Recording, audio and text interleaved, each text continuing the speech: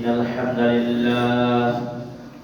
الحمد لله نحمده ونستعينه ونستغفره ونؤمن به ونتوكل عليه ونعوذ بالله من شرور أنفسنا ومن سيئات أعمالنا من يهده الله فلا مضل له ومن يضلل فلا هادي له وأشهد أن لا إله إلا الله وحده لا شريك له وأشهد أن محمدا عبده ورسوله أرسله بالحق بشيرا ونذيرا فقد قال الله تعالى في كلام المجيد أعوذ بالله من الشيطان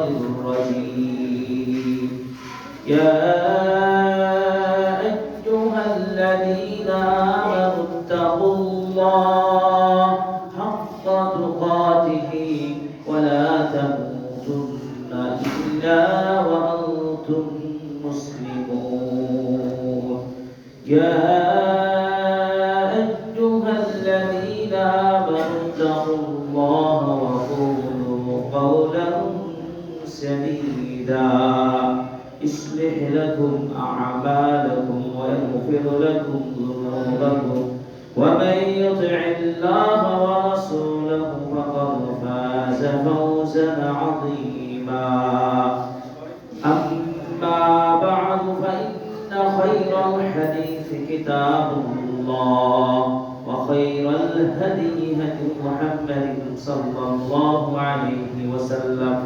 وشر الأمور محدثاتها وكل محدثة بدعة وكل بدعة ضلالة وكل ضلالة في النار وبعد فأعوذ بالله من الشيطان الرجيم بسم الله الرحمن الرحيم لقد كان لكم في رسول الله أسوة حسنة لمن كان يرجو الله واليوم الآخر وذكر الله كثيرا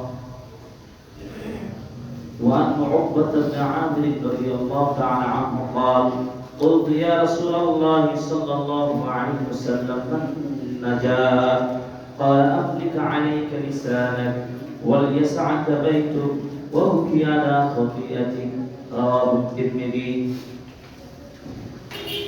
যাবতীয় প্রশংসা সেই মহান রব্বুল আলামিনের জন্য যে রব্বুল আলামিন আজকে আস-সুন্নাহ কমপ্লেক্স বাংলাদেশ এই জামে মসজিদে আমাদেরকে সমবেত হওয়ার সুযোগ করে দিয়েছেন জুমার দিনে আমরা আল্লাহ তাআলার অসংখ্য অগণিত প্রশংসা আদায় করি সবাই বলি আলহামদুলিল্লাহ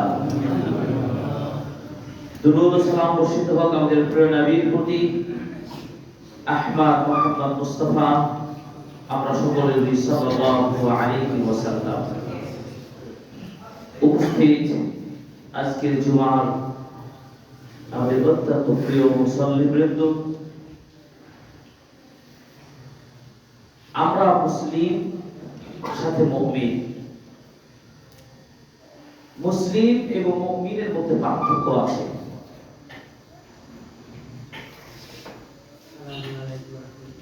অনেকে আবার বলেছেন কোনো পার্থক্য নেই যিনি মুসলিম তিনি মুমিন মুসলিম ইসলাম থেকে মুসলিম ঈমান থেকে মুমিন যিনি ইসলাম গ্রহণ করলেন ইসলামের বিধানকে মেনে নিলেন তিনি মুসলিম যিনি ঈমানের বিধান ঈমানের আরকানগুলো বিশ্বাস করলেন তিনি মুমিন তাহলে ইসলাম কি খুব সহজভাবে জিবরিল আমিন রাসূল সাল্লাল্লাহু আলাইহি ওয়াসাল্লামকে সরাসরি ইসলাম কি জিনিস শিক্ষা দিলেন তিনি এসে জিজ্ঞাসা করলেন ইয়া রাসূলুল্লাহ আখবিরনি আনিল ইসলাম ইসলাম কাকে বলে আমাকে বলুন রাসূল সাল্লাল্লাহু আলাইহি ওয়াসাল্লাম বললেন আন তাশহাদা আল্লা ইলাহা ইল্লাল্লাহ ওয়া আন তুকিমাস সালাহ ওয়া তুতিয়াস যাকাত ওয়া তাসুমা রমাদান ওয়া তাহুজ্জাল বাইত। আল্লাহ রাসূল বললেন ইসলাম হচ্ছে পাঁচটি ভিত্তি। এই সাক্ষ্য দেওয়া আল্লাহ ছাড়া সত্য কোনো মাবুদ নেই, মুহাম্মদ আল্লাহর বান্দা রাসূল। এটি এক নম্বর মানতে হবে, বিশ্বাস করতে হবে। সালাত প্রতিষ্ঠা করতে হবে, যাকাত দিতে হবে, রমাদানের সিয়াম পালন করতে হবে, আর সম্ভব হলে সামর্থ্যবানদের হজ আদায় করতে হবে। এগুলো যেমন মুখে বলবে, অন্তর্বিশ্বাস করবে, কাজে বাস্তবায়ন করবে ইসলাম। এবার ঈমান কি? এরপর জিবরিল আমিন দ্বিতীয় প্রশ্নটা করেছিলেন, আখবিরনি আল ঈমান, ঈমান সম্পর্কে আমাকে বলুন। রাসূল সাল্লাল্লাহু আলাইহি ওয়াসাল্লাম বললেন, আন তুমিনা বিল্লাহি ওয়া মালাইকাতিহি ওয়া কুতুবিহি ওয়া রাসূলিহি ওয়াল ইয়াউমিল আখির ওয়াল কদরি খাইরি ওয়া শাররি। আল্লাহ নবী বললেন ঈমান হলো এক আল্লাহর প্রতি বিশ্বাস, আল্লাহর ফেরেশতাগুলোর বিশ্বাস, সকল নবী রাসূলগুলোর প্রতি বিশ্বাস, আল্লাহর নাযিলকৃত সকল কিতাবগুলোর প্রতি পূর্ণ বিশ্বাস, ভাগ্যের ভালো মন্দের প্রতি বিশ্বাস, পুনরুত্থিত হতে হবে, নতুন করে আবার আমাদেরকে মনে করে জাগতে হবে, আল্লাহ জাগাবেন, জীবিত করবেন, এগুলোর প্রতি বিশ্বাস। এই ছয়টাকে বলা হয় আরকানুল ঈমান, ঈমানের ভিত্তি। এই ছয়টি ঈমানের ভিত্তি আপনাকে প্রত্যেকটা পূর্ণাঙ্গ হক আদায় করে বিশ্বাস আনা এবং শিরোনের কাজ করা। এই জন্য ঈমান শুধু মুখে বলা নয়, ঈমান মুখেও যেমন বলবে, কাজে বাস্তবায়ন করবে। আর ঈমান কাউলুন ওয়া আমালুন, কথার নাম ঈমান, সাথে কাজের নাম ঈমান। একটা মানবে আর একটা মানতে না, তা হবে না। মুখে ঈমানদার, মুখে মুখে ঈমানের ঘোষণা, তা হবে না। আপনি যে মুখেও বলবেন, তেমনি আপনি কাজেও বাস্তবায়ন করে দেখাবেন। অন্যভাবে বলা হচ্ছে ঈমান অন্তরে দৃঢ় বিশ্বাস, মুখে স্বীকৃতি, কাজে বাস্তবায়ন নাম ঈমান। আরেকজন বিশিষ্ট ইমাম তিনি বলছেন চারটা বিষয়ের নাম ঈমান। বিশুদ্ধ নিয়ত যেমন থাকবে, বিশুদ্ধ পদ্ধতিতে হতে হবে, এবং কাজে বাস্তবায়ন হবে, এবং বেদাত মুক্ত হতে হবে। এর নাম ঈমান। তো ঈমান, ঈমান বিল গায়ব, অদৃশ্যের প্রতি বিশ্বাস, যেটা আমার আপনার সামনে নেই, অজানা, পরকাল হবে, এই বিশ্বাসটা আমাদের মধ্যে কোনোভাবে কম করা যায়। পূর্ণাঙ্গভাবে বিশ্বাস রাখতে হবে যে একদিন পরকাল হবেই। ওই পরকালেই কিন্তু দুনিয়ার জীবনের এত কিছু আয়োজনের ফলাফল ঘোষণা সেদিন হবে। কে কত ঈমানদার, কে কত সুন্নাহপন্থী, কে কত বেদাতি, কে কত আমলদার, সব কিছুর ফয়সালা সেদিন হবে। সেই দিনটা কিয়ামত, কিয়ামত, হাসরের মাঠে। আর এই পুরো জীবনটাকে কিভাবে গঠন করতে হবে এবং আমার বিশ্বাসের পরিধিটা কেমন হবে, এটা আল্লাহ তাআলা খুব চমৎকার ভাবে বলে দিয়েছেন সূরা আহজাব 21 নম্বর আয়াতে বলেন, আউযু বিল্লাহি মিনাশ শাইতানির রাজীম, লাকাদ কানা লাকুম ফি রাসূলিল্লাহি উসওয়াতুন হাসানাহ, অবশ্যই তোমাদের জন্য প্রিয় নবীর মধ্যে উত্তম আদর্শ রয়েছে। আমাদের নবীর আদর্শ কি? তার সুন্দর ব্যক্তিত্ব জীবন, তার পারিবারিক জীবন, তার সামাজিক জীবন, তার রাষ্ট্রীয় জীবন, তার পররাষ্ট্রনীতি, তার বিচার, তার শাসন, তার অর্থনীতি, সমাজনীতি, সব কিছুর কিন্তু বাস্তব মডেল প্রিয় নবী সাল্লাল্লাহু আলাইহি ওয়াসাল্লাম আমাদের সবার জন্য। এরপর আল্লাহ বলছেন, লিমান কানা ইয়ারজুল্লাহ ওয়াল ইয়াউমাল আখিরা যে আল্লাহকে পেতে চায় এবং আখিরাতকে বিশ্বাস করে এবং আল্লাহকে আল্লাহকে বেশি বেশি স্মরণ করে, এই ধরনের ঈমানদার মুমিনদের জন্যই তো নবী সাল্লাল্লাহু আলাইহি ওয়াসাল্লাম বাস্তব মডেল। আল্লাহকে মানে না, তাহলে নবীকে যদি আমরা খুব মহব্বত করে আশিক রাসূল করে হবে, আল্লাহকে স্মরণ করি না, আল্লাহকে তো ডাকি না, বাউলকে ডাকি আর ভাউলকে ডাকি, ওই আদর্শ দর্শন নিয়ে আপনি সমাজের একজন গণিজন দাবি করেন, অসম্ভব আপনাকে মডেল বলা যেতে পারে না। মডেল একজন নবী মুহাম্মদ রাসূলুল্লাহ সাল্লাল্লাহু আলাইহি ওয়াসাল্লাম। আমি যে কথাটি আজকের খুতবায় আলোচনা করব সেটি হচ্ছে পরকালের প্রতি পূর্ণ বিশ্বাস রেখে পরকালে মুক্তি পাবো কিভাবে। আপনি যা করি না কেন, সব কাজের মূলেই কিন্তু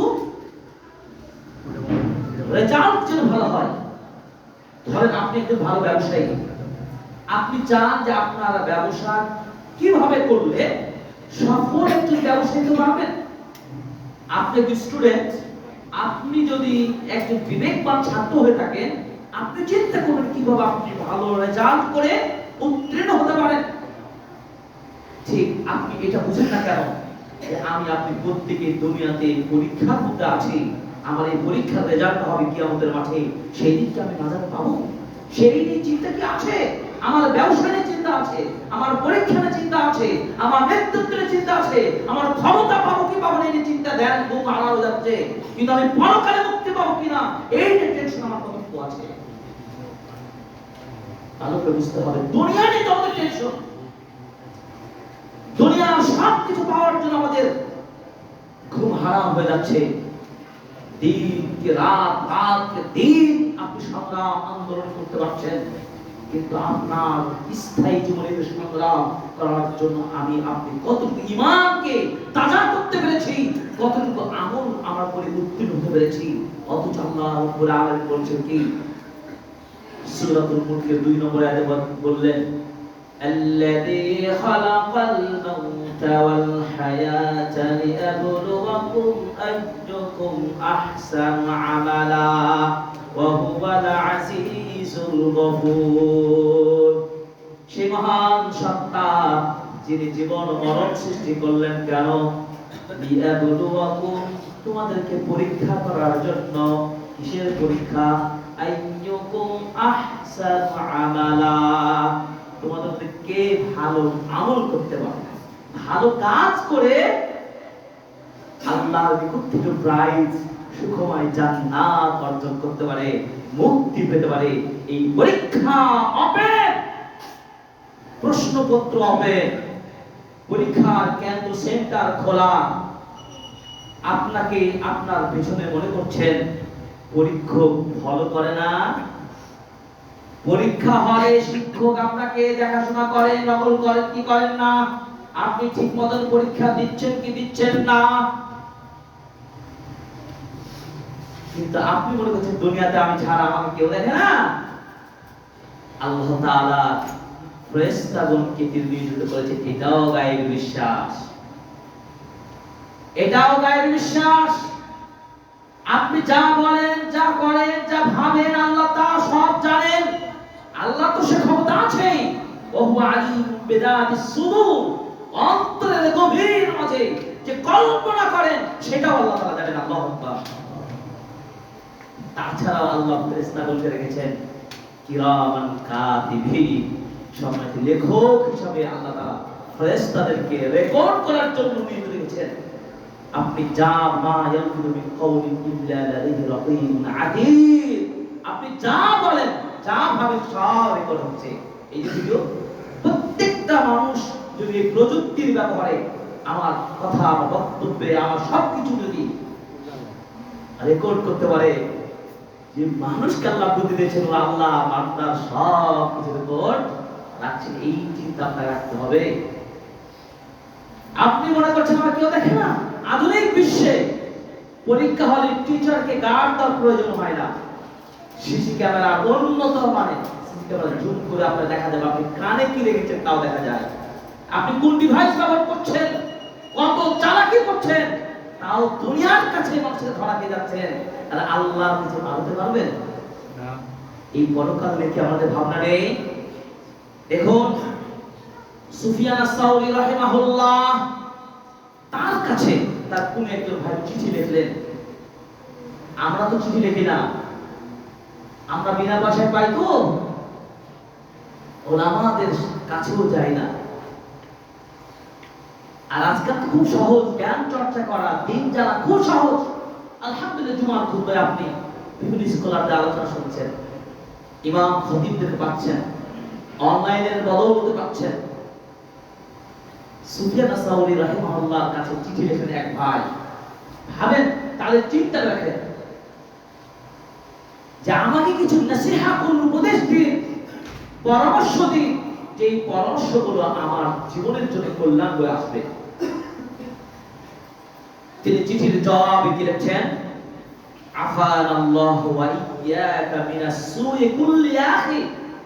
আল্লাহ তাআলা আমাকে এবং আপনাদের সকলকে যেন সব ধরনের অকল্যাণ ক্ষতি থেকে আল্লাহ যে রক্ষা করেন, আমিন। আগে তিনি আল্লাহকে রক্ষা চাইলেন, আশ্রয় চাইলেন। এরপর তিনি মেসেজটা দিচ্ছেন, দেখেন সেই মেসেজটাতে চিঠিতে কি ছিল? ইন্নাদ দুনিয়া গামহা লা ইয়াফনা। নিশ্চয় দুনিয়াতে দুঃখ কষ্ট এমন এটা কখনো শেষ হবে না। একজন কোটিপতি, বিত্তশালী, গাড়ি বাড়িওয়ালা, একজন ভালো সমাজপতি, তাকেও জিজ্ঞাসা করবেন ভালো আছেন? মনের দিক থেকে ভালো না। একটা প্রজেক্টে লস হয়েছে, কি বলি না, অথবা কিছু সময় পর বলবে মাশাআল্লাহ আল্লাহ খুব ভালো রেখেছে। আবার 6 মাস পর 2 মাস পর হয়তো কোনো কারণে খারাপ, ভালো যাচ্ছে না। তার মানে কি? দুঃখ কষ্ট লেগেই থাকবে দুনিয়ার, এটাই বৈশিষ্ট্য। নাম্বার 2, ওয়া ফারাহুহা লা ইয়াদুম।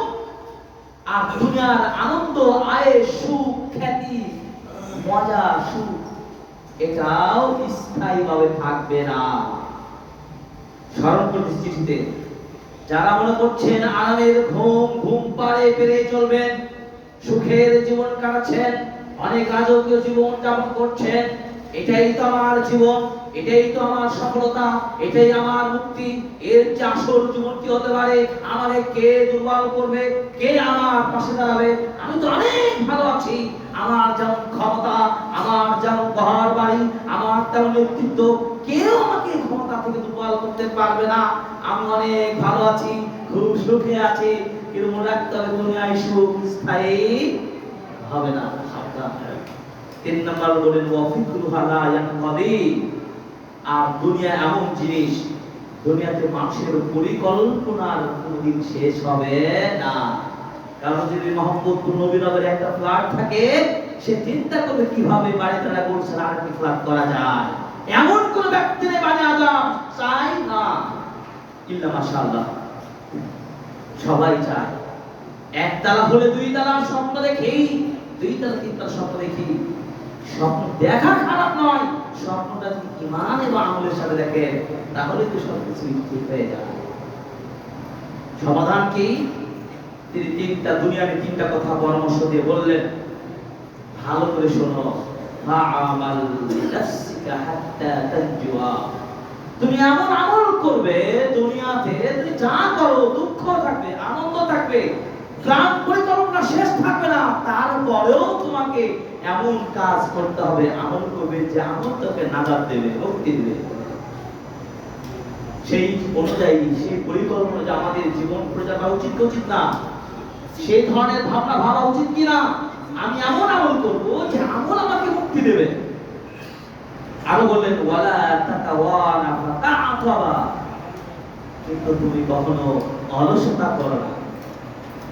ধরেন আমরা মুসলিম যারা মুসল্লি আছি, ভালো করে বুঝেন আমরা কি ঈমান কি বুঝি, ইসলাম কি বুঝি, নামাজ কি, সালাত কি, সিয়াম কি, যাকাত কি, হজ কি, কুরবানি কি, সাদাকা কি, মরা ধরা কুরবানি সব বুঝি না? সবই তো বুঝি, কিন্তু কি আমরা হয় জেনে শুনে করি না, আর না হয় অলসতা করি।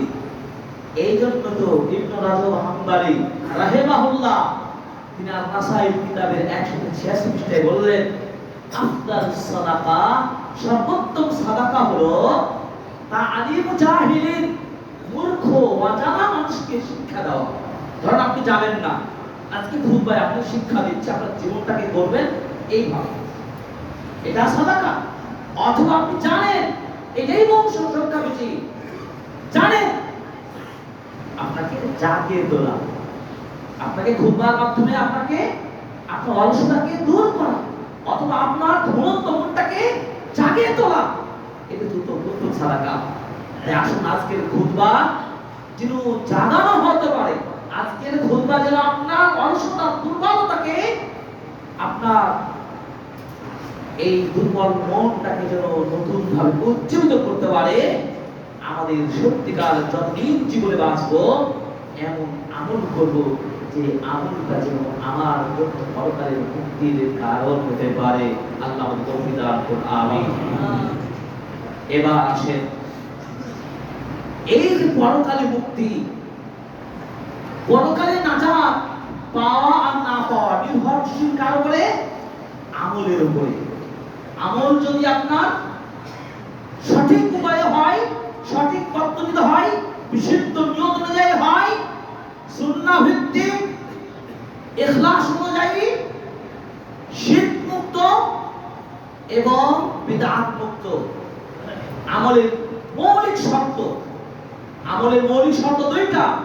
এক, বিশুদ্ধ নিয়ত, কার জন্য করছেন আমল? আল্লাহর জন্য। এখানে কোনো সংশয় চলবে? কোনো সংশয় চলবে না। দুই, পদ্ধতিটা হবে সঠিক। আপনি অনেক ভালো আমল করলেন কিন্তু সঠিক পদ্ধতি হচ্ছেন না, আপনি গন্তব্যে পৌঁছতে পারবেন না। তাহলে বিশুদ্ধ নিয়ত আর একটা হচ্ছে বিশুদ্ধ পদ্ধতি, এটা পজিটিভ সাইড। আর নেগেটিভ সাইড হচ্ছে কি?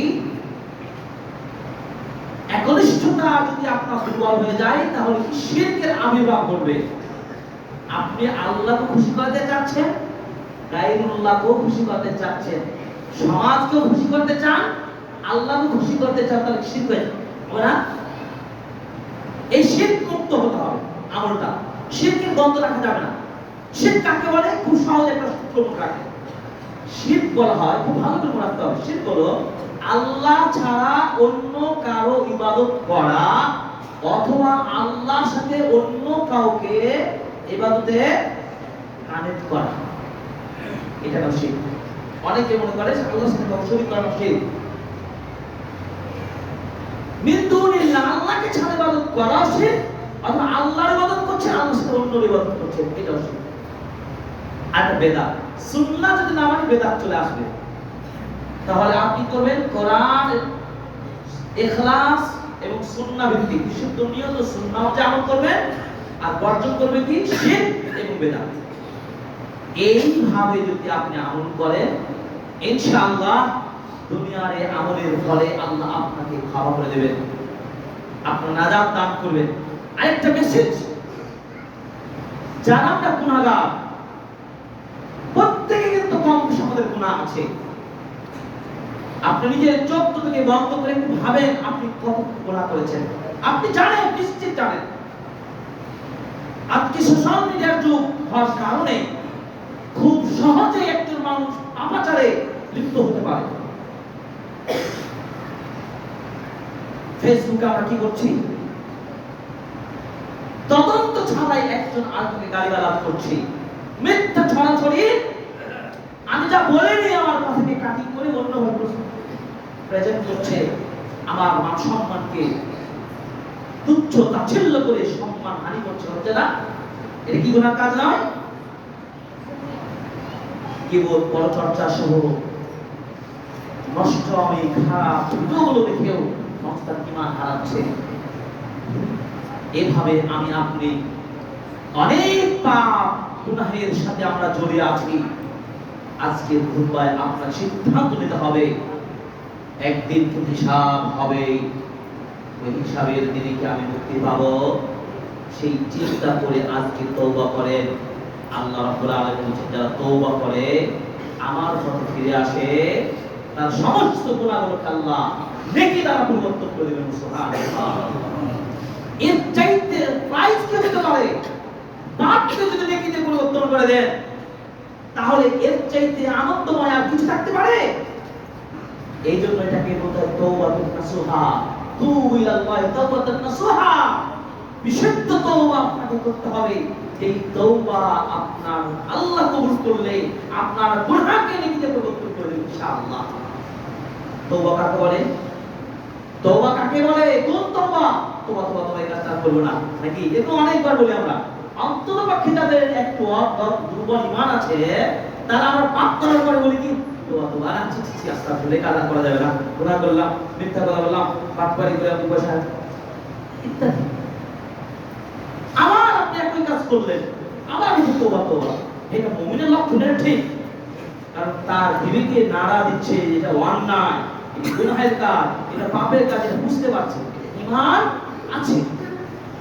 বিধায় কিন্তু তার বিবেকে আর্থিং করছে, আঘাত করছে, এটা অন্যায়, এটা রাইট, রং। কিন্তু এইভাবে কয়েকদিন চলবে? একবার, দুইবার, তিনবার, কতবার চলবে? এইভাবে চলতে যদি আপনার মৃত্যু হয়ে যায়, তখন আপনি নিজেকে ফ্রেশ মাইন্ড নিয়ে আল্লাহর কাছে যেতে পারবেন। এই গ্যারান্টি আছে আমার আপনার কাছে? কখন আমার বিবেক ফিরে আসবে? এই যে তওবার শর্ত তিনটা। এক নম্বর শর্ত হলো, যেই কাজটা আপনি করতেন, যে গুনাহের কাজটা করতেন, ধরেন আপনি অফিসে ঘুষ খেতেন, ধরেন আপনি মিথ্যা কথা বলতেন, হয়তো আপনি ধূমপান করতেন, গাঁজা খেতেন, ফাসাদ সৃষ্টি করতেন, ভ্যারাইটিস মানুষ, ভ্যারাইটিস পাপ, বিভিন্ন পাপ হতে পারে। যে যেটা করতেন, আজকের খুতবা শুনেন আপনি বললেন মারা তো যাবো, যে কোনো করতে আমি চলে যাব, আমি ওই কাজটা আর করবো না। করতেন কাজটা, ছেড়ে দেন, আর করবো না। দুই নম্বর শর্ত কি? দৃঢ় পরিকল্পনা নিতে হবে, আর কখনোই সেই কাজটাতে আর ফিরে যাবো না। যে ছেড়েছি, ছুঁড়ে ফেলেছি, তওবা করলাম, আর ঘুষ খাবো না, তওবা করলাম, আর দ্বিতীয়বার আমার দ্বারা অন্যায় হবে না। মানে দ্বিতীয়বার ব্যাক করার কোনো পরিকল্পনা থাকবে না। নাম্বার 3, আপনি যে পাপের কাজটা করছেন সেটাকে আপনি অনুতপ্ত হবেন। আমি আবেদিন কি করতাম, আমি ঘুষ খেতাম, আমার দ্বারা অন্যায় হতো, আস্তাগফিরুল্লাহ, এটা আসলেই নোংরা কাজ ছিল, আসলেই পাপের কাজ ছিল। এই পাপের কাজকে ধিক্কার জানাই। ধিক্কার জানাতে পারবেন না? এই তিনটা শর্ত যদি লাভ করতে পারেন, তাহলে তওবা নাসুহা হবে। আর এই তওবার ফলে আপনাকে আল্লাহ গুনাহগুলোকে নেকি দ্বারা পরিবর্তন করবে ইনশাআল্লাহ। লাইফ পরিবর্তন হবে না? হবে না, অবশ্যই হবে ইনশাআল্লাহ। মাথায় কিন্তু একটা বিষয় থাকতে হবে, আমার মৃত্যু কিন্তু হবে, আমার পরকালে হিসাব হবে। আমি কি সেই সিরাত পার হতে পারবো? আল্লাহ কিন্তু ধাপে ধাপে পরীক্ষা রেখেছেন। এই জন্য দেখুন যে এই দুনিয়ার জীবন শেষ হওয়ার পরে প্রথম যে ধাপে আপনি যাবেন সেটা হলো কবর। এই জন্য রাসূল সাল্লাল্লাহু আলাইহি ওয়াসাল্লাম বলেছেন, আল কবর ওয়াল মানজিল মিন মানাজিল আখির। মানুষের দুনিয়ার জীবনের পরে প্রথম ধাপ, স্তর হলো কি? কবর। ফাইন্না জামিনহু ফামা বাদু আইসার মিনহু। মানুষ যদি কবরের হিসাবে বেঁচে যায়, তাহলে তার পরবর্তী জীবন সহজ হবে।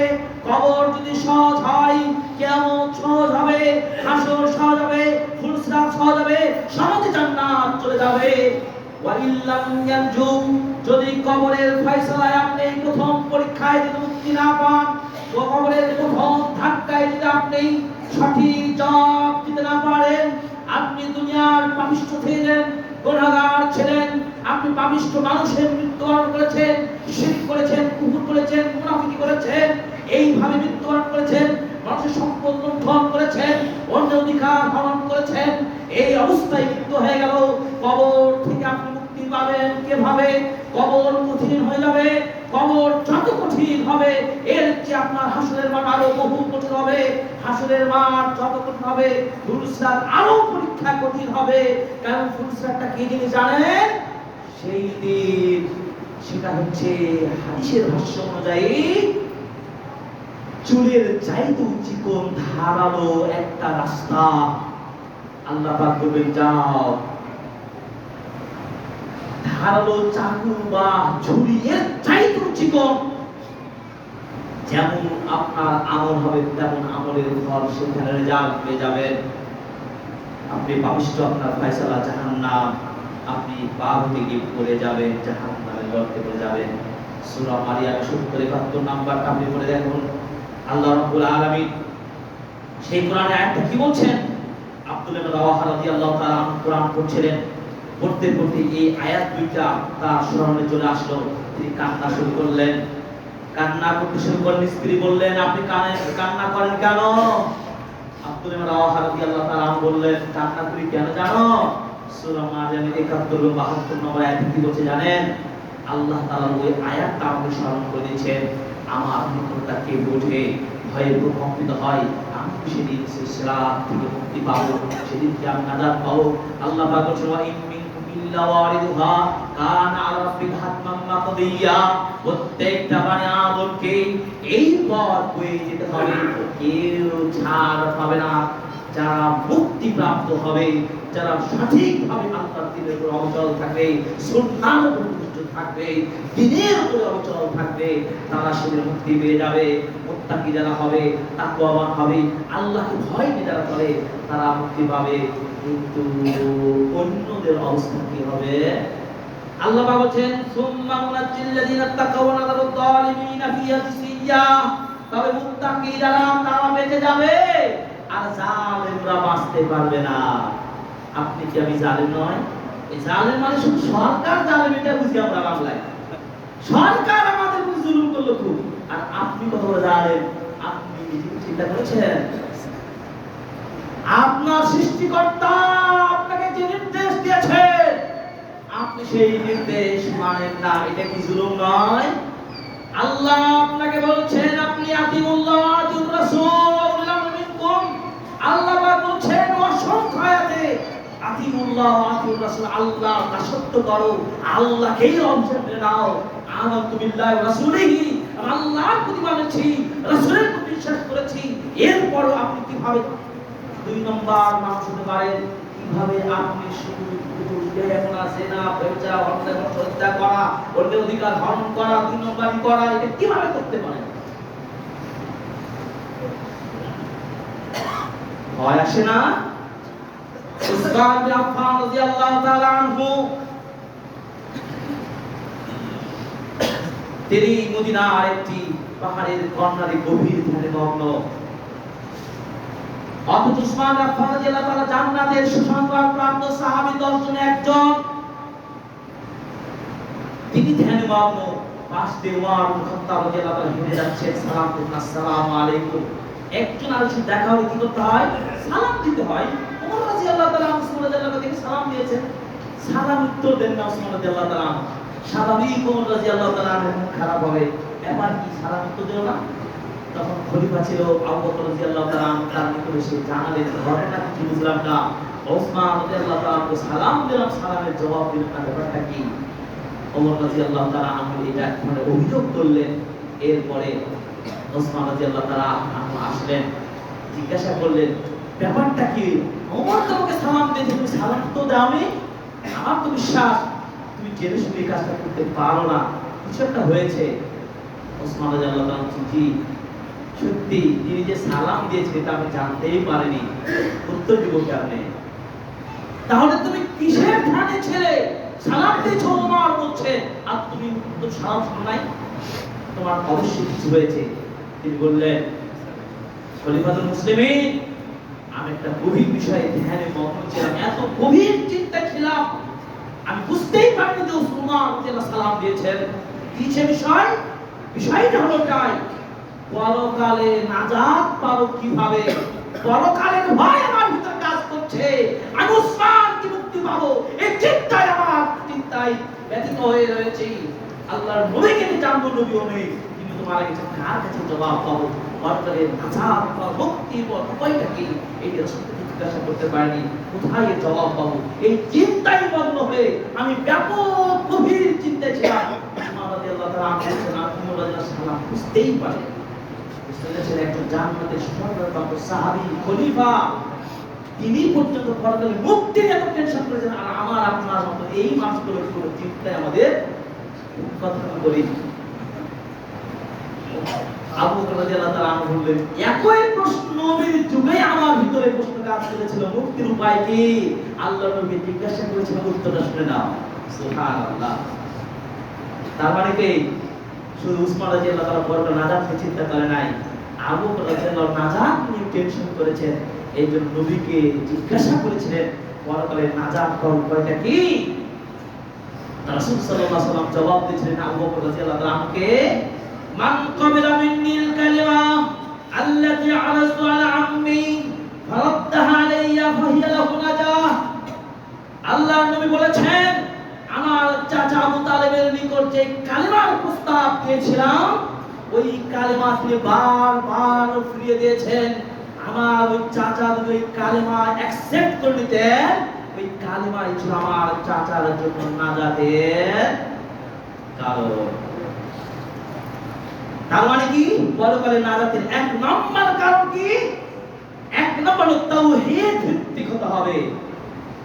তাওহীদের বাইরে কোনো কিছু কল্পনা করা চলবে না।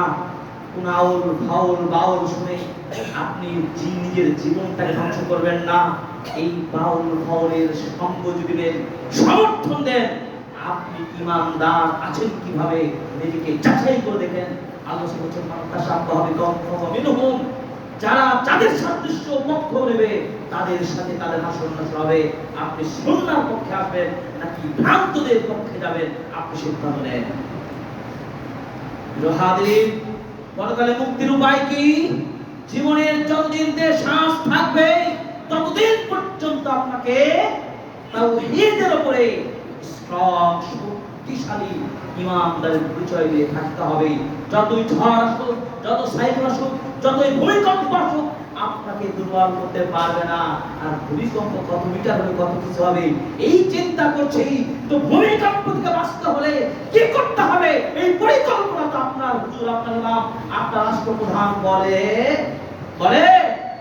আজকে আসুন্নাহ কমপ্লেক্স থেকে শুনে যান, ভূমিকম্প এখন হতে পারে, এখনই তওবা করেন।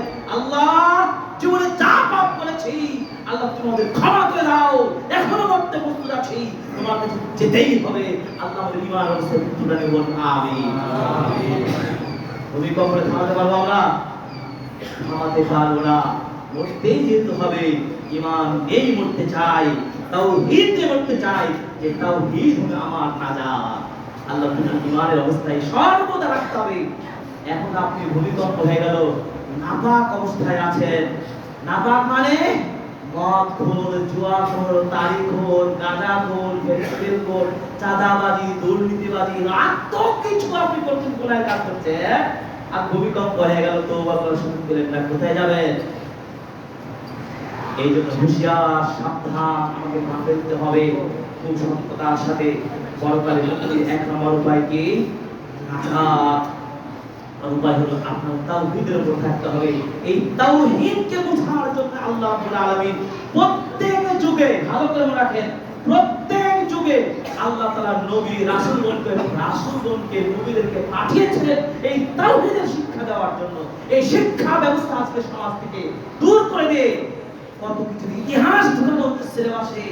এই ধরনের মুসলিম কান্ট্রিতে অবশ্যই শতভাগ আমাদের দাবি থাকবে, প্রত্যেক ঘরে ঘরে, প্রত্যেক শিক্ষা প্রতিষ্ঠানে, বাংলা মিডিয়ামে হোক, ইংলিশ মিডিয়ামে হোক, আর যে কোনো প্রতিষ্ঠানে হোক, স্কুলে হোক, প্রাইমারিতে হোক, বিশ্ববিদ্যালয়, প্রত্যেকটা লেভেলে তাওহীদ ভিত্তিক শিক্ষা ব্যবস্থা চালু করতেই হবে।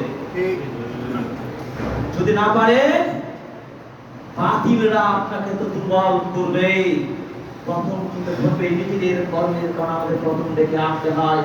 আল্লাহ তাআলা বলেন উম্মার পরিবর্তন ঘটে না, উম্মার পরিবর্তন একটা জাতির উত্থান পতন ঘটে তাদের নিজের কর্মের ফলে। অতএব এই যুগে, এই সময়ে, এই প্রেক্ষিতে আমরা অবস্থান করছি। মুক্তি দিতে হয়, একবার নয় একাধিকবার কম্পনের আঘাত আসছে। বিশেষ করে ঢাকাবাসী অত্যন্ত আতঙ্কের সাথে রয়েছেন। কেন? বহুতল বিল্ডিং ভবন প্রচুর হয়ে গেছে, আপনি বারবার রাস্তা খুঁজে পান না, অথবা একটু সেফটি আপনি নেবেন সেই সুযোগটুকু নেই। এই জন্য আপনাদেরকে আরো বেশি আন্দোলন, আরো বেশি দাবি থাকা উচিত যে আমাদের ইমানের তরবিয়াটাকে বাড়াতে হবে, নাজাতের প্রত্যাশায় আমাদের জীবনের সংগ্রামটাকে পরিচালনা করতে হবে ইনশাআল্লাহ। বলছিলাম প্রত্যেকটা যুগে নবী রাসূলগণ কেন এসেছিলেন, আল্লাহ পাঠিয়েছিলেন এই তার উম্মার লোকদেরকে গাইড করার জন্য। ওয়ালাকাদ বা'আথনা ফি কুল্লি উম্মাতির রাসূলা আন ই'বুদুল্লাহ ওয়াজতানিবুত তাগুত। আল্লাহ পাক বলছেন আমি প্রত্যেক যুগে যুগে প্রত্যেক উম্মার কাছে নবী রাসূলগণ পাঠিয়েছি, এই জন্য যে ওই নবী রাসূলগণ তাদের যুগের লোকদেরকে আহ্বান জানাবে, উম্মার লোকেরা তোমরা এক আল্লাহর ইবাদত করো, যে আল্লাহ তোমাদেরকে তার তাওহীদের জন্য সৃষ্টি করেছেন, ওই আল্লাহর ইবাদত করো, কোনো গায়রুল্লাহর ইবাদত চলবে না। ওয়াজতানিবুত তাগুত, আর যাবতীয় তাগুতি কার্যকলাপ, তাগুতের ভ্রান্তদের পথ অবলম্বন ছেড়ে দাও। তাগুত কাকে বলে? কুল্লু মা উবিদা বিগাইরিল্লাহ, আল্লাহ ছাড়া যার আপনি পূজা করবেন, যাকেই মহব্বত করবেন, যাকেই ফলো করবেন, ইসলাম ছাড়া আল্লাহকে ছাড়া, সেটাই তাগুত বলে। আছে না? যতটা না ভালোবাসি আল্লাহকে, আমার ওকে বেশি ভালোবাসি, জীবন দিতে রাজি আছি। আছে না? জীবন কার পথে দিবেন? কোন পথে দিবেন? আল্লাহর পথে জীবন দিতে হবে। ব্যক্তির ভালোবাসায় জীবন দিয়ে ঘোড়ার ডিম পাবে, কোথায় যাবে? বুঝেছেন? আল্লাহ তাআলা আমাদের সঠিক বুঝদান করুন, আমিন। আল্লাহ রাব্বুল আলামিন বললেন ওয়া মা খালাকুতুল জিন্না ওয়াল ইনসা ইল্লা লিয়াবুদুন। হে মানুষ, তোমাদেরকে জিন এবং ইনসানকে সৃষ্টি করেছে, আল্লাহ পাক বলেন একমাত্র আমার তাওহীদের স্বীকৃতি দেওয়ার জন্য, আমার এক আল্লাহর ইবাদত করার জন্য। আল্লাহ পাক বলেন ওয়া ক্বাদা রাব্বুকা আল্লা তা'বুদু ইল্লা ইয়্যাহু ওয়া বিল ওয়ালিদাইনি ইহসানা। আল্লাহর ঘোষণা, তোমরা এক আল্লাহর ইবাদত করো। ওয়া মা উমিরু ইল্লা লিয়া'বুদুল্লাহ মুখলিসিনা লাহু দীনা হুনাফা। আল্লাহ তাআলা তোমাদেরকে আদেশ দিয়েছেন নির্ভেজাল ভাবে মুখলেস হয়ে একমাত্র একনিষ্ঠ দ্বীন আল্লাহর জন্য তোমরা ইবাদত করো। ইবাদতে তাহলে আর কারো চলবে না। যদি এই তাওহীদকে না মানেন, শিরক করেন, বাউল ফাউল বিশ্বাসী হন, এই বাউল ফাউল বলে কি আল্লাহর রাসূল সম্পর্কে কত বাজে কথা বলে এসেছে। মুসলিম ধারী পরিবেশ পরিস্থিতিতে ভ্রান্ত কথা, আমরা যখন ভিন্ন ধর্মদেরকে নিয়ে কোনো কথা বলি, তাদেরকে নিয়ে তুচ্ছ তাচ্ছিল্য করি, তারা তাদের কর্মনীতি নিয়ে তারা থাকবে, তাদেরকে নিয়ে তুচ্ছ তাচ্ছিল্য করি, আমরা তাহলে করি না। কিন্তু ইসলাম নিয়ে, একমাত্র মনোনীত ধর্ম ইসলাম, মুসলিম নিয়ে কথা বলা, আল্লাহ রাসূলকে নিয়ে কথা বলা দুঃসাহস কিভাবে হতে পারে? এই লিসানটাকে, জিহ্বাটাকে, প্রশাসনকে অবশ্যই সংযতভাবে তা উপযুক্ত শাস্তির ব্যবস্থা করতে হবে। যদি আপনি তাওহীদ বাদ দিয়ে শিরক করে যান, নাজাত কোশ্চিনকাল। যেমন তাওহীদ হলে 1 to 1 একেবারে আপনি নাজাত পেয়ে যাবেন ইনশাআল্লাহ। তাওহীদ যদি আপনার ডুবিয়ে দেন, তাহলে হবে অবস্থা কেউ জানেন? শিরক করলে আবার 1 to জাহান্নাম, সরাসরি জাহান্নামে চলে যাবেন। আল্লাহ পাক বলেন ইন্নাহু মান ইউশরিক বিল্লাহ ফাকাদ হারামাল্লাহু আলাইহিল জান্নাহ ওয়া মাওয়াহুন নার। যে ব্যক্তি আল্লাহর সাথে শিরক করবে, আল্লাহ পাক বলেন তার জন্য জান্নাত হারাম হয়ে যাবে, তার স্থান কি হবে? জাহান্নামে। যারা পরিপূর্ণ তাওহীদবাদী হবে তারা সরাসরি জান্নাত যাবে। যারা তাওহীদ আছে কিন্তু পাপও করে, যেমন আমাদের অনেক মুসলমান আমরা ঈমান আছে পাপও করে, এর জন্য কি হবে জানেন? এই পাপের জন্য জাহান্নামে যেতে হবে, তবে স্থায়ী জাহান্নামে হবে না। আর যদি সরাসরি কুফর করে, মুনাফিকি করে, কুফরি করে, তাহলে সরাসরি খালেদান সে জাহান্নামে চলে যাবে, কাফের জাহান্নাম। আর তাওহীদ দুইটা স্তর, একটা হচ্ছে কি খাঁটি তাওহীদবাদী যদি হন, ভেজাল নাই, স্থায়ী জান্নাত আলহামদুলিল্লাহ, বেগাইরে হিসাব, হিসাব ছেড়ে জান্নাত চলে যাবে। তাহলে এটা ভালো নাকি কাল জেল কাটবে, জাহান্নামের আগুন তাপ জানেন? সামান্য দুনিয়ার আগুনে 1 সেকেন্ড 2 সেকেন্ড আপনি আঙ্গুলটা দিতে পারবেন, জেনে শুনে দিতে পারবেন? জাহান্নাম আপনি যদি বলায় 10 দিন, 1 সপ্তাহ, 1 মাস, 6 মাস থাকেন, এরপর জান্নাত, চিন্তা করেন তো কি হবে অবস্থা। পরকালে দুইটা ধাপ, ফারিকুন ফিল জান্নাহ ওয়া ফারিকুন ফিস সাঈর। একটা করতে জান্নাতে আর একটা জাহান্নামে। আপনি কোনটা নেবেন বলেন? জান্নাত যদি পেতে চান, নাম্বার 1 তাওহীদের উপরে আপনি অবিচল থাকবেন, তাওহীদ কখনো ছাড়া যাবে না। 2 নাম্বার আসে পরকালে মুক্তির জন্য ইত্তেবাউস সুন্নাহ, সুন্নাহর পরিপূর্ণ অনুসরণকারী হতে হবে। এখানে অনেক কথা। সুন্নাহ মানে নবী সাল্লাল্লাহু আলাইহি ওয়াসাল্লামের উসওয়া, আদর্শকে পূর্ণাঙ্গ জীবনে বাস্তবায়ন করতে হবে। অনেকে বলে সুন্নাহ মানে হাদিস, হাদিস মানে কি হবে? আল্লাহ কোরআন মানতে হবে, হাদিস তো মুহাম্মদের বাণী, নাউযুবিল্লাহ। আর কোরআন আল্লাহর বাণী, কালামুল্লাহ, আল্লাহর বাণী মানবো। নবী মুহাম্মদ ভুল ত্রুটি করবে, কোথায় কার নিজের কথা ঢুকে দিয়ে জানতে মানা যাবে না, এই কথা বলছে না, নাউযুবিল্লাহ। কোরআন আল্লাহর বাণীটার প্রমাণ কার থেকে আপনি প্রমাণ করবেন? মুহাম্মদের মুখের ভাষাই তো শুদ্ধ হচ্ছে, তাই মুহাম্মদ সাল্লাল্লাহু আলাইহি ওয়াসাল্লামের হাদিসকে আপনি কি অস্বীকার করছেন? মুহাম্মদ সাল্লাল্লাহু আলাইহি ওয়াসাল্লামের হাদিস অস্বীকার করা মানে কি? কোরআনকে অস্বীকার করা, ঈমান থাকবে না। এরাই নাকি আহলে কোরআনের দাবি করে, এরা শুধু হাদিস মানবে না, কোরআন মানবে শুধু। এই চিন্তা যারা পোষণ করেন আমার মুসলমানদের, শুধু বলবেন যে কোরআন মানি, কোরআনে সব আছে, হাদিস মানার দরকার নাই, ঈমান থাকবে না, নাজাত পাবেন না। দেখেন ইমাম মালিক বিন আনাস রাহিমাহুল্লাহ বলছেন, মান আরাদা আন-নাজাত ফাআলাইহি বিকিতাবিল্লাহি ওয়া সুন্নাতি নবিয়্যিহি। কেউ যদি নাজাতের প্রত্যাশা করে, মুক্তি পেতে চায়, তাহলে তাকে কিতাব ও সুন্নাহ, কোরআন ও হাদিসের দুইটাকে পূর্ণাঙ্গভাবে আঁকড়ে ধরতে হবে। আপনি কোরআন মানবেন, হাদিস মানবেন না, অসম্ভব, মুক্তি নাই। কেন মুক্তি নাই? আল্লাহ নবী সাল্লাল্লাহু আলাইহি ওয়াসাল্লাম বিদায় হজ্জের ঘোষণা দিয়ে বললেন, উম্মার লোকেরা শোনো, তারাকতু ফীকুম আমরাইন লান তাদিল্লু মা তামাসসাকতুম বিহিমা কিতাবাল্লাহি ওয়া সুন্নাতি নবিয়্যিহি। হে উম্মার লোকেরা, আমি তোমাদের মাঝে দুইটা বস্তু রেখে যাচ্ছি, এক হলো আল্লাহর কোরআন, আর দুই হলো নবীর সুন্নাহ হাদিস। যতদিন তোমরা এই কোরআন ও সুন্নাহকে আঁকড়ে ধারণ করবে, ততদিন তোমরা পথভ্রষ্ট হবে না। তার বোঝা গেল কি? কোরআন হাদিস। কিভাবে, কেন কোরআনে হজ করতে বলেছেন, কিভাবে হজ করতে বলেছেন আপনি খুঁজে পাবেন? 100 বছর কোরআন গবেষণা করেন, কোরআন খুঁজে পাবেন না, হাদিস আপনার লাগছে। কোরআনে নামাজ পড়তে বলেছে, কিন্তু কোরআন কিভাবে কয় রাকাত কখন করতে হবে বিস্তারিত বলেছে।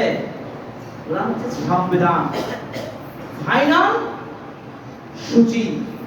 এই সূচি অনুযায়ী আপনাকে কর্মসূচি অনুযায়ী আমল করবেন, এটা বাস্তবায়ন হবে। নবী সাল্লাল্লাহু আলাইহি ওয়াসাল্লাম বাস্তবায়ন করে দিয়েছে। দেশ স্বাধীন, যাকাত, অর্থ ব্যবস্থা সব কিছু মডেল। এই জন্য আমরা আগে বলেছি সূরা আহজাব 21 নম্বরে একটা মনে আছে তো, উসওয়াতুন হাসানা।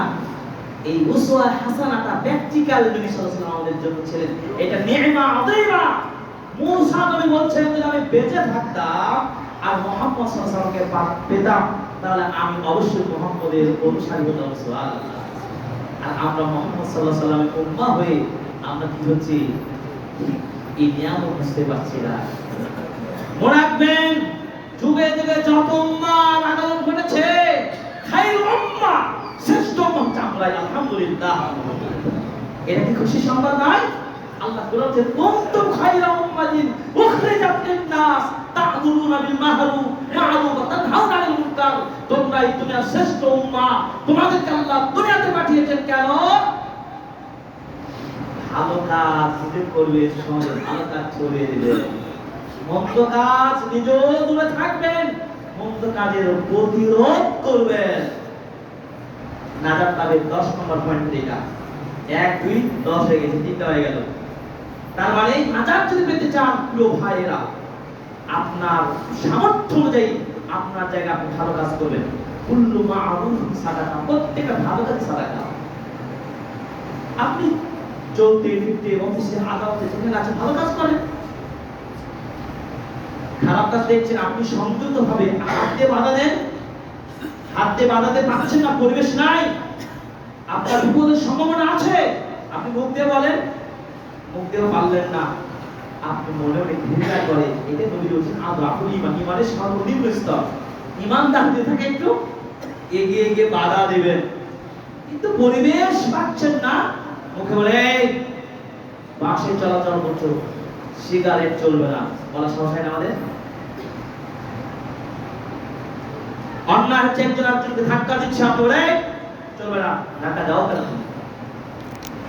একজন মুসলিম আরেকজন মুসলিম ভাই, ভাই না? ইন্নামাল মুমিনুনা ইখওয়া। আপনার সাথে আপনার একজন মুসলিম ভাই মুমিন ভাই আঘাত করছে, আর আপনি ফেল করে তাকে হাঁটছেন আর ভিডিও করছেন, ফেসবুকে ছাড়ছেন। এর যে নোংরা কিন্তু বলে আমাদের মন মর্যাদা কত নিচু নেমেছে জানেন? আপনি ভাইয়ের সাথে করে দেন, তাকে সরিয়ে দেন, তাদের বিষয়টা বোঝার চেষ্টা করেন, সমাধান করে দেন। ফাসাদ চলবে না। তারা মুসলিমদের আওয়াজ তোমরা জমিনে ভাষা সৃষ্টি করে আল্লাহর নির্দেশ। বর্তমানে মুক্তি পেতে বলে সুন্নাহর কোনো বিকল্প নেই। খুবই সংক্ষিপ্ত ভাবে যেটা বলতে সবার শেষ 10টা পয়েন্ট বলার কথা ছিল। আল্লাহ নবী বলছেন সবাই মুসলমানরা জান্নাত যাবে, তো আবার জান্নাত যাবে না। সাহাবীগুলো আবার কারা? তিনবার মান আতা আনি দাখালা জান্নাহ, যা আমার অনুসরণ করবে, আমার মডেলকে মেনে নেবে, সেই জান্নাত যাবে। ওয়া মান আসানি, আমি মুহাম্মদ আমার মডেলকে যে মানতে পারবে না, তার জান্নাত না। হাসরের মাঠে কাউসারের পানি পান করবেন নবী মুহাম্মদ সাল্লাল্লাহু আলাইহি ওয়াসাল্লাম। সে সময় তিনি সকল উম্মার লোকদেরকে পানি পান করার জন্য তিনি খাওয়াবেন, পান করাবেন। আবার কিছু লোক যাবে, তাদেরকে পানি দেওয়া হবে না। ফেরেশতাগণ বলবে মুহাম্মদ কাদেরকে আপনি পানি পান খাওয়াতে যাচ্ছেন, কাউসার দিতে যাচ্ছেন? আপনি জানেন না আপনার মৃত্যুর পরে এই উম্মার লোকেরা এরা বেদাত সৃষ্টি করেছে, খাটকা সৃষ্টি করেছে, বাউল ভাওয়ালের উপর লড়াই করেছে, এরাই মানব বন্ধন করেছে বাউলের সাথে যুক্ত হয়ে। লজ্জা লাগে না? সেদিন নবী বলেন ইন্নাকা লা তাদরি মা আহদাসু বা'দাকা, আপনি জানেন না আপনার মৃত্যুর পরে কি ঘটেছে, এরা কি করেছে, এরা সব জিনিসকে বলছাই করে ফেলেছে। ফাআকুলু সুহকান সুহকান লিমান গায়রা বাদি, তুমি বলছেন আমি সেদিন বলবো এই যাও সুহকান ছোড়ো, তুমি তোমার জন্য কাউসার নেই। লজ্জা নাই? সেদিন সবাই নিজের আমল লেখায় প্রশংসা করবে পরকালে মুক্তির জন্য। 3 নম্বর উপায় কি? 4 নম্বর, যেহেতু দিকে 1 নম্বর বলে ফেলেছি, 4 নম্বর কি? আল্লাহকে সবসময় ভয় করে চলবেন। যেখানেই থাকেন আল্লাহকে ভয় করবেন। আপনি যদি ব্যবসায়িক হন, তাও ব্যবসা করতে ভয় করবেন না। প্রোডাক্টের এক্সপায়ার ডেট হয়ে গেছে, আপনি মাত্র খাওয়াবেন, এটা ফেলে দেন, আল্লাহ দেখছেন। হয়তো মানুষ বুঝে না, সাধারণ মানুষ বুঝে না, তবে আল্লাহ দেখে না। প্রত্যেক জায়গাতে আপনি আল্লাহকে ভয় করে চলবেন। এরপর পরকাল মুক্তির উপায় একটা কি?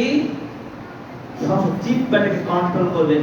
আমি পয়েন্টগুলো শেষ করছি। জিহ্বা সংযত হবে। উকবা বিন আমির রাদিয়াল্লাহু তাআলা বলেছেন, আল্লাহ নবীকে জিজ্ঞাসা করলেন মান নাজাত, কোন কাজে নাজাত আছে? আল্লাহ নবী বলেন, আল্লাহ নবী 3টা কথা বলে। 1 নম্বর কি? আমলিক লিসানাকা, তোমার জিহ্বাটাকে সংযত করো। পারলে ভালো বলবে না, চুপ থাকবে, এটাই নবীর হাদিস। 2 নম্বর কি? ফিতনার সময় বাইরে থাকেন। ফিতনার সময় ফিতনা ছড়িয়ে বেড়াবেন না। 3 নম্বর কি? আপনার ভুলের জন্য আল্লাহকে কান্না করে। নিজের পাপ আমি জানি, আপনি কি পাপ করেছেন, আমি কি পাপ করেছি, আমি জানেন না। নিজের ভুলের জন্য পাপের জন্য আল্লাহকে কান্না করে। আল্লাহকে যদি কাঁদতে পারে, আল্লাহর নবী বলছেন দুই চক্ষু জাহান্নামে স্পর্শ করবে না, যে চক্ষু আল্লাহকে কান্না করে কষ্ট ছড়াতে পারে। রাতের গভীরে উঠে এরা আল্লাহকে কান্না করে চোখে পানি ফেলে দেন, কবে ভূমিকম্পে আপনি চলে যাবে, তখন আজরাইল এসে আপনার মৃত্যুটা নিয়ে নেবে, আপনি জানেন না। তওবা করেন, এখন তওবা করে বাড়িতে ফিরতে পারবেন, এর গ্যারান্টি নেই। আসুন শ্রদ্ধাভক্তিক জীবন করি, আল্লাহ তাআলা আমাদের কবুল করুন, আমিন। নাজাত পাবেন আরো উপায়, ফিতনা দেখে পালাবেন। ওই জায়গায় ফিতনা হচ্ছে, গন্ডগোল হচ্ছে, ফাসাদ হচ্ছে, আপনি সেখানে মাথা ঢোকাবেন না। আচ্ছা না ভাইরা, এরকম অনেক ফিতনা, বিভিন্ন ধরনের ফিতনা আছে, ওখানে শুধু ত্রাণের নামে সব দুই নম্বরই সব তা হচ্ছে, আপনি নেবেন 2 নম্বর প্রোডাক্ট নেবেন, ওই জায়গায় যাবেন না, ইত্যাদি অনেক উদাহরণ আছে। জানা পরকার নাজাত তবে আরো উপায় হলো কি,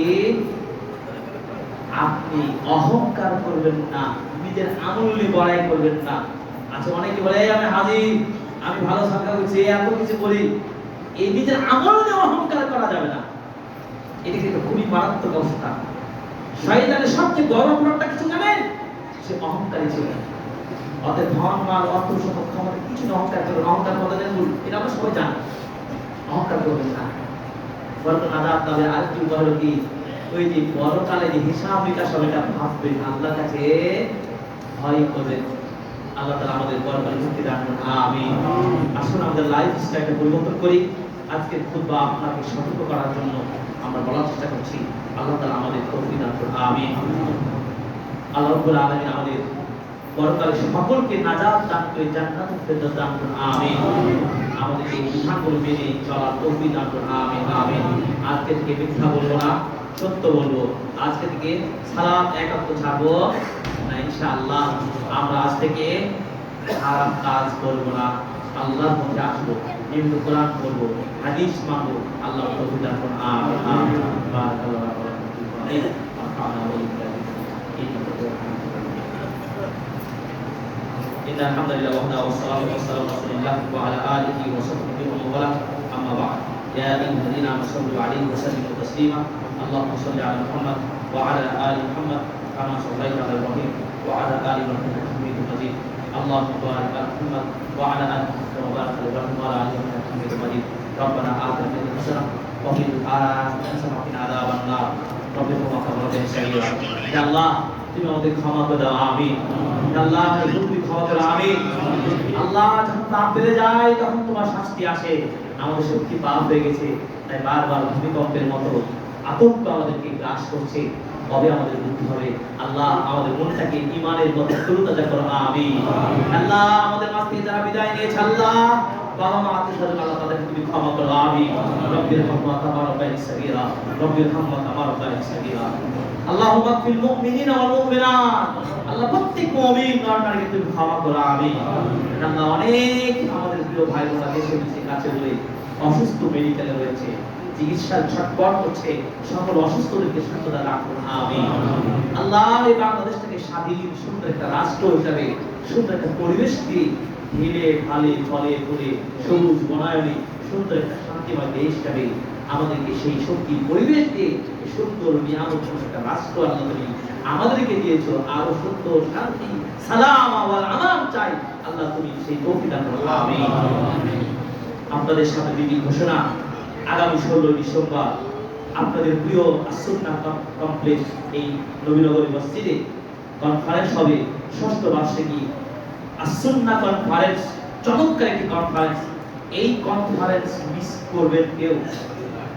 মাথায় চিন্তা করেন, এটা সবচেয়ে জীবনের দামি একটা কনফারেন্স।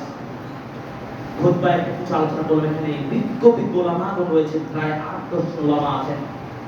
আপনার জীবনকে পরিবর্তন করতে পারে ইনশাআল্লাহ। আপনার জীবনের বাকির ভ্রান্ত চিন্তাগুলো পরিবর্তন আসবে। এই কনফারেন্স থেকে আপনি সঠিক গাইড পাবেন। আল্লাহু আকবার। সভাপতি করবেন শেখ ডক্টর সাইফুল্লাহ মাদানী হাফিজাহুল্লাহ। ওস্তাদ আমাদের সাথে ডক্টর মঞ্জুরি ভাই ওস্তাদ থাকবেন, প্রফেসর আবু জাকারিয়া ওস্তাদ, ডক্টর শেখ আকরাম জামান থাকবেন, ডক্টর রশিদ ইসলাম মাদানী, ডক্টর আব্দুল ফারুক, ডক্টর আব্দুল কাদির মাদানী, আব্দুল বিন আব্দুল সাদ, জাহিদ হোসেন মাদানী এবং জনসন বুজুর্গরা, এই সব আলোচকগুলো থাকবেন।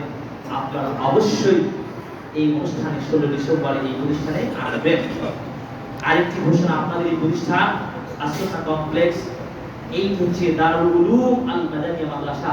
এখানে আপনার ছেলে মেয়েদের পড়ার সুযোগ রয়েছে, সঠিকভাবে সঠিক পদ্ধতিতে এই সেক্টরটাকে কাজে লাগান।